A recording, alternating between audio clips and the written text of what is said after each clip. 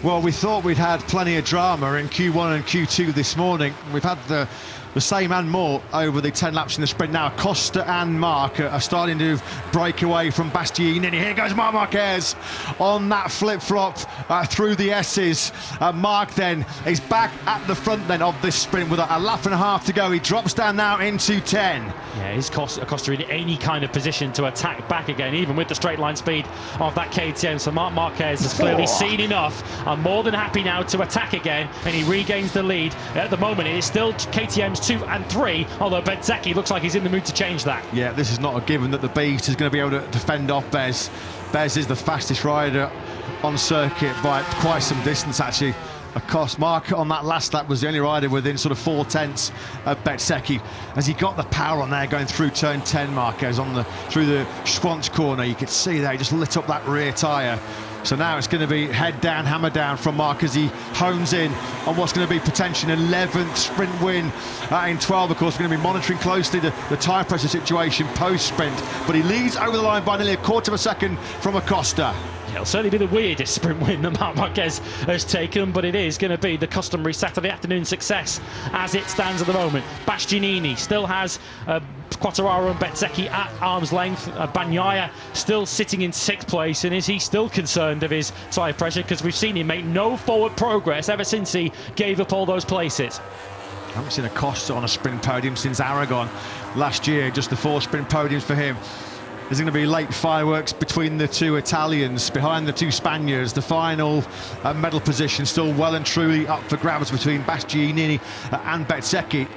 Marquez then now coming into the stadium section. This is him through turn 7.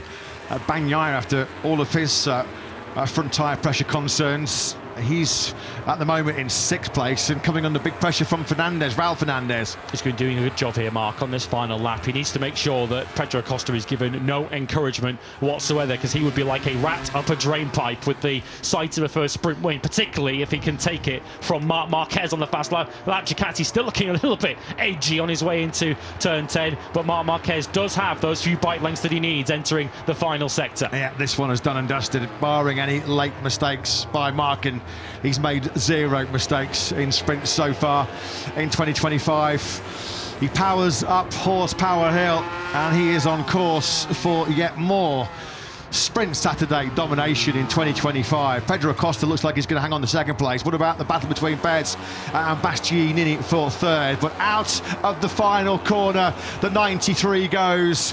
It is 11. It's heaven for Marc Marquez in the sprints in 2025. He takes the checkered flag by nearly 0.8 of a second ahead of Pedro Acosta after all of the drama. What a bizarre, what a weird and strange sprint that was here in Brno. But it's still Marc Marquez that prevails on the factory Ducati.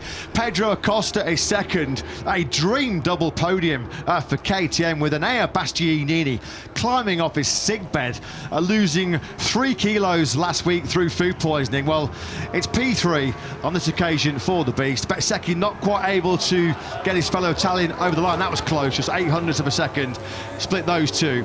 Quartararo, Raul Fernandez, who got Bagnaia on the last lap. So Raul Fernandez took 6. Bagnaia, Zarco and Paul Espargaro, your point-scoring finishers.